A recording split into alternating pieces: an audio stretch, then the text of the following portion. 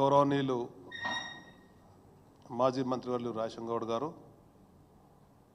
ఉద్యమకారుడు యువనేత గిల్లు శ్రీనివాస్ గారు, పాత్రికేయ మిత్రులకు, వీడియోగ్రాఫర్లకు, ఫోటోగ్రాఫర్లకు నమస్కారం. నిన్న అర్ధరాత్రి ముఖ్యమంత్రి గారి నివాసంలో బీఆర్ఎస్ పార్టీకి వెళ్ళి ఎంపికైనటువంటి జగిత్యాల ఎమ్మెల్యే వైద్య వృత్తిలో ఉన్నటువంటి సంజయ్ కుమార్ గారిని ఎమ్మెల్యేగా ఎంపిక చేసుకుంటే కాంగ్రెస్ పార్టీలో కలవడం అనేది అనైతిక చర్యగా మేము భావిస్తున్నాం. దీనికి ప్రధానమైన కారణం మన జరిగినటువంటి పార్లమెంట్ ఎన్నికల సమయంలో స్వయాన రాహుల్ గాంధీ గారే తెలంగాణ జరిగినటువంటి ఎన్నికల ప్రచార సభలో భారతదేశంలో ఉన్నటువంటి పార్లమెంట్ సభ్యులు కానీ శాసనసభ్యులు కానీ ఎన్నికైన పార్టీ నుంచిగా ఉండకుండా అధికార ప్రభుత్వంలోకి వెళ్ళినట్టయితే వెనువెంటనే డిస్క్వాలిఫై విధంగా చట్టం తెస్తానేటువంటి మాట కూడా వారు చెప్పడం జరిగింది. ఈ భారతదేశానికి ఒక యువనేతగా కాంగ్రెస్ పార్టీ అగ్రనేతగా ఉన్నటువంటి రాహుల్ గాంధీ గారు చెప్పినటువంటి మాటను తెలంగాణ రాష్ట్ర ముఖ్యమంత్రి రేవంత్ రెడ్డి గారు అదే కాంగ్రెస్ పార్టీ నుంచి ఉండి ఒక ద్వంద్వ విధానాలతో, అంటే రాహుల్ గాంధీ గారి మాటకు విలువ లేనట్టుగా ఇవాళ భావిస్తున్నాం. రాహుల్ గాంధీ గారి మాటకు విలువ ఉన్నట్టయితే అది కాంగ్రెస్ ప్రభుత్వం, కాంగ్రెస్ పార్టీగా కనబడుతుండే. కానీ ఇవాళ రేవంత్ రెడ్డి కాంగ్రెస్ కనబడుతుంది. కాంగ్రెస్ పార్టీ ఆత్మపరిచయం చేసుకునే పరిస్థితి ఏర్పడ్డది. ఇవాళ ఒకవైపున అధికారంతో చట్టం వేస్తామని చెప్పన్నటువంటి ఆ పార్టీ నేత మాటనే ఇవాళ నీటి ముట్లైనటువంటి పరిస్థితి ఉంది.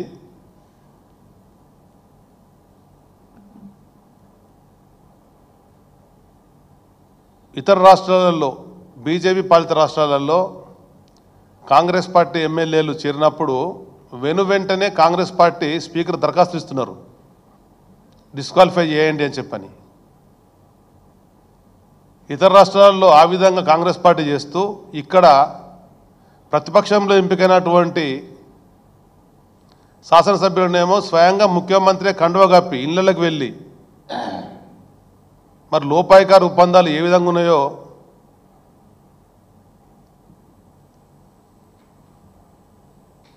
ప్రజలు గమనించేటువంటి పరిస్థితి వచ్చింది. ఇవాళ దీన్ని అర్థం చేసుకునే అవసరం ఎంతుందని చెప్పని ఒక వైద్య వృత్తిలో ఉన్నటువంటి వ్యక్తిని బీఆర్ఎస్ పార్టీ అధినేత ఎంతో నమ్మకంతో 3 సార్లు అవకాశం ఇస్తే అక్కడ ఉన్నటువంటి ప్రజలు 2 సార్లు గెలిపడం జరిగింది. దానికి ఎమ్మెల్సీ మాజీ పార్లమెంట్ సభ్యుడు కవితమ్మ గారు సంజయ్ గెలవాలా, జగిత్యాల అభివృద్ధి కావాలని చెప్పని, జగిత్యాల జిల్లా కావాలా, జగిత్యాలలో వైద్య కళాశాల రావాలా అని చెప్పని పట్టుదలతో పనిచేసి అక్కడ ఉండేటువంటి శ్రేణులు పెద్ద ఎత్తున కృషి చేయడం వల్ల రాజశేఖర్ గారు లాంటి అపారమైన అనుభవం ఉన్నటువంటి నాయకుడు కూడా ఒక యువకుడైనటువంటి సంజయ్కి అవకాశం ఇస్తే ప్రజలకు ఇటు పార్టీకి అంకిత భావంతో పనిచేసని చెప్పని చేసినటువంటి నమ్మకంతో మేము అందరం కూడా కష్టపడి పనిచేసినాం. ఇవాళ ప్రజలందరూ కూడా అసహించుకునేటువంటి పరిస్థితి వచ్చింది. జగిత్యాల కాన్స్టిట్యున్సీలో ఉన్నటువంటి ఈచ్ అండ్ ఎవ్రీ కార్నర్, నలుమూలలు ఎక్కడ చూసినా కానీ ఈరోజు ప్రతి ఒక్కరూ ఇది నీతిబాహ్యమైన చర్య, అనైతిక చర్య, ఇది తప్పుడు ఆలోచనలు అనేటువంటి మాట అందరూ కూడా మాట్లాడుతుంటుంటే రాజకీయాలు ఉండేటువంటి వాళ్ళు ఒక నియమ నిబంధనలకు ఉన్నట్టయితే గౌరవ ప్రతిష్ట పెరుగుతుంది. ఇష్టానుసారంగా వివరిస్తే మాత్రం అది ప్రజాకోర్టులో శిక్ష పడడం ఖాయమని చెప్పని స్పష్టంగా కనబడుతుంది.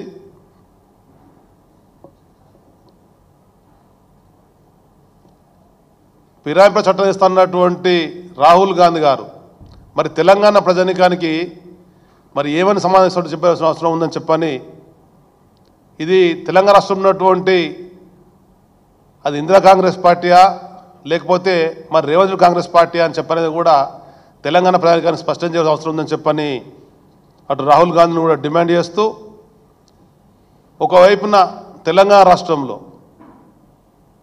నూతన ప్రభుత్వం వచ్చిన తర్వాత చేనేత కార్మికుల ఆత్మహత్యలు పెద్ద ఎత్తున జరుగుతున్నాయి. పెద్దలు కేసీఆర్ గారు ప్రభుత్వంలో ఉన్నప్పుడు ఈ రంగానికి అన్ని విధాలుగా ఆదుకోవడం వల్ల ఆత్మహత్యల నివారణ జరిగి ఆత్మగౌరవంతో జీవించడం పరిస్థితి కనబడ్డది. కానీ నేటి ప్రభుత్వం మొన్న జరిగినటువంటి ఎన్నికలలో నేతలకు అండగా ఉంటామని చెప్పని మాట ఇచ్చి నూలుపైన జీఎస్టీ ఎత్తేస్తామని చెప్పని భారత్ జోడో యాత్రలో రాహుల్ గాంధీ గారే స్వయంగా ప్రకటించి ఈ చేనేత రంగాన్ని మరమ్మగాలను విస్మరించడం వల్ల వాళ్ళకు ఉండేటువంటి బకాయిలు కూడా చెల్లింపకపోవడం వల్ల నేసినటువంటి వస్త్రాలను కొనుగోలు చేయకపోవడం, నిర్లక్ష్యం చేయడం వల్ల దాదాపు 9 మంది నేత కార్మికులు బలన్మరానికి గురైంది. సిరిసిల్లాలో 6, కరీంనగర్లో 1, ఖమ్మంలో 2, ఇప్పుడు 9 మంది ఆత్మహత్యల పాడు. ఈ ఆత్మహత్యలన్నీ ప్రభుత్వ హత్యలే. ప్రభుత్వం పూర్తిగా నిర్లక్ష్యం చేయడం వల్లనే ఇలా ఈ రంగం కుదేలే పరిస్థితి వచ్చింది. వెంటనే ఉన్నత స్థాయి సమావేశం ఏర్పాటు చేసి తక్షణమే చర్యలు చేపట్టాలని చెప్పని, ఆత్మహత్యల నివారణ చేపట్టాలని చెప్పని ఈ ప్రభుత్వాన్ని డిమాండ్ చేస్తున్నాం. జరగబోయేటువంటి వర్షాకాల సమావేశాలలో అసెంబ్లీలో కానీ కౌన్సిల్లో కానీ ఈ ప్రభుత్వం నిలదీయడం ఖాయం. పెద్దలు కేసీఆర్ గారు, రాష్ట్ర మంత్రిగా కేటీఆర్ గారు ఇటు వస్త్ర పరిశ్రమను ఆదుకోవాలని చెప్పని నిలిచిపోయినటువంటి పథకాలను పునరుద్ధరింపజేసి అది థ్రిఫ్ట్ ఫండే కానీ, నేతన్న బీమా కానీ, నూలు సబ్సిడీ కానీ, బతుకమ్మ చీరల పేరు మీద ఇచ్చినటువంటి వస్త్రాల తయారీ వల్ల ఒకవైపున పేదవాళ్లకు అటు కానుకలుగా చీరలు ఇవ్వడం జరిగింది. బతుకమ్మ చీరలు అని చెప్పని ఇతరత్ర కానుకల పేరు మీద వాళ్ళకు చేతిన పని కల్పించడం జరిగింది. కానీ ప్రభుత్వం మాత్రం ఎటువంటి చర్యలు చేపట్టడం లేదు. కేవలం మాటలకే పరిమితమవుతున్నారు. పత్రికలలో ప్రకటనలు ఇచ్చు ఆదుకుంటున్నాం అనేటువంటి మాట చెప్తుండ్రే కానీ నేటి వరకు పట్టుకున్న పాపన ఇవ్వలేదని చెప్పని ఈ ప్రభుత్వం వెంటనే వస్త్ర పరిశ్రమ జరుగుతున్నటువంటి ఆత్మహత్యల నివారణకు చర్యలు చేపట్టాలని డిమాండ్ చేస్తున్నాం. బీఆర్ఎస్ పార్టీ ద్వారా ఎంపికైనటువంటి ఎమ్మెల్యేలను మీరు నయానా భయానా ఏదో విధంగా లొంగ తీసుకొని చర్చుకునే మాత్రాన బీఆర్ఎస్ పార్టీ బలైన పడే సమస్య లేదు. ఉద్యమ నేతైనటువంటి కేసీఆర్ గారి నాయకత్వంలో తెలంగాణ రాష్ట్ర సమగ్ర అభివృద్ధి కొరకు, తెలంగాణ సాధన కొరకు నిరంతరం శ్రమించినటువంటి శ్రేణులు ఉన్నారు. ఈ శ్రేణుల నాయకత్వం తిరిగి తెలంగాణ రాష్ట్ర ప్రజల ముందు ప్రజాకోర్టులో కాంగ్రెస్ పార్టీకి శిక్ష వేయడం ఖాయమని చెప్పని సందర్భంగా మనం చేస్తున్నాం.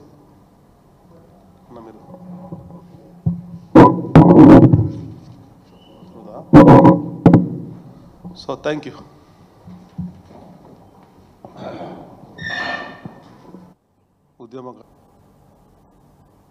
ఇతర రాష్ట్రాలలో బీజేపీ పాలిత రాష్ట్రాలలో కాంగ్రెస్ పార్టీ ఎమ్మెల్యేలు చేరినప్పుడు వెంటనే కాంగ్రెస్ పార్టీ స్పీకర్ దరఖాస్తు ఇస్తున్నారు, డిస్క్వాలిఫై చేయండి అని చెప్పని.